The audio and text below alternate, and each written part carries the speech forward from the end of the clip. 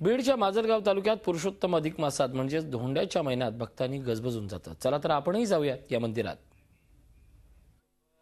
हे आहे बीड जिल्ह्यातील माजलगाव इथलं पुरुषोत्तमाचं मंदिर।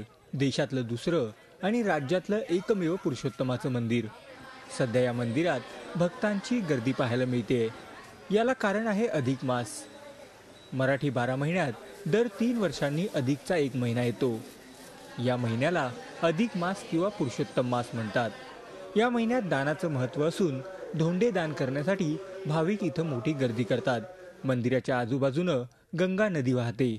इथं स्नान केल्यावर आत्मशुद्धी होते अशी भाविकांची श्रद्धा आहे। सपत्नीक दान केल्यास मोक्ष प्राप्ती होते अशी ही भाविकांची श्रद्धा आहे। अधिक महिन्यातलं म्हणजे 3 वर्षाला येणाऱ्या या धोंडे महत्वाचं इथं फार महत्त्व आहे। इथं विष्णू साक्षात अवतरला असं म्हणतात आणि इथं गंगा पण आहे। त्या गंगे स्नानाचं सुद्धा खूप महत्त्व आहे इथं। आणि गंगेकाठीवर ब्राह्मण पूजा, इथं मंदिरात पूजा, हे सगळं लोक भक्तभावेने करतात इथे।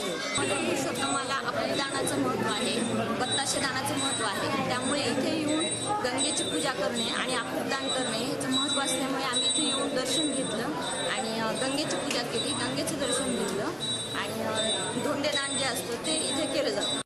भगवान विष्णूनं पुरुषोत्तमाचा अवतार घेऊन शार्दूल राक्षसाचा विनाश केला अशी आख्यायिका या मंदिराबाबत सांगितली जाते। उत्तरेकडून एक भस्माची टेकडी, तिथं पहिले त्या ऋषी लोकांना त्रास देत होता, म्हणून त्या ऋषी लोकांनी ह्या पुरुषोत्तमाची आराधना केली आणि पुरुषोत्तमाला प्रसन्न करून त्या सादूळ नावाच्या राक्षसाचा वध केला।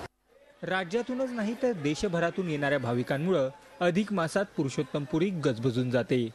Laxmikant Ruikar, Zee media, Beed.